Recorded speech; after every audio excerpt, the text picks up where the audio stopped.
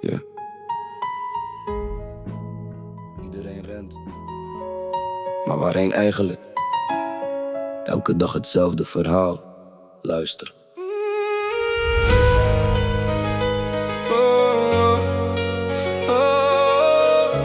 Luister. Ja. Wekker gaat vroeg, weer dezelfde ronde. Rekeningen stapelen, zorgen in mijn hoofd. Iedereen zegt je moet gewoon harder werken, maar niemand vraagt hoe lang je dit nog volhoudt. De prijzen gaan omhoog, maar de tijd wordt minder.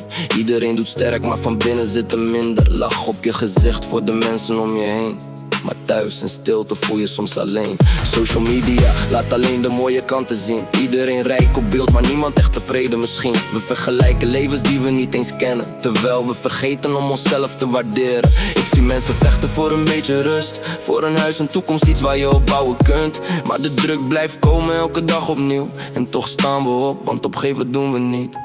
Oh, wie hoort ons nog als iedereen alleen maar verder rent? We blijven sterk, ook als niemand ziet wat je kan. Alles kost meer, maar we geven niet op. Met de wereld op onze schouders blijven we toch op pad. Ze zien de strijd niet achter onze lach, maar we komen terug elke nieuwe dag. Alles kost meer, maar mijn dromen zijn gratis. Ik blijf geloven, ook al wordt het soms lastig. Van de stress naar de hoop, van de pijn naar de kracht. Wij blijven staan, ook midden in de nacht. Iedereen heeft haast, niemand heeft tijd. Iedereen zoekt geluk in een drukke maatschappij.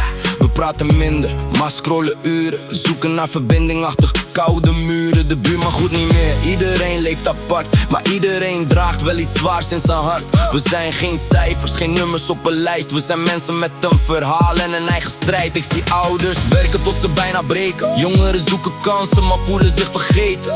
Toch blijft er vuur zolang er hoop blijft bestaan. Want de sterkste mensen blijven altijd doorgaan. Geen perfecte wereld, geen makkelijke weg, maar ik kies ervoor om te bouwen wat ik zeg. Want verandering begint niet bij iemand anders. Het begint bij onszelf, elke dag weer anders. Misschien zijn we moe, misschien zijn we kwijt, maar ergens diep van binnen brandt nog steeds dat licht.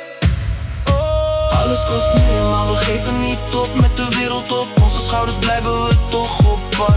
Ze zien de strijd niet achter onze lach, maar we komen terug elke nieuwe dag.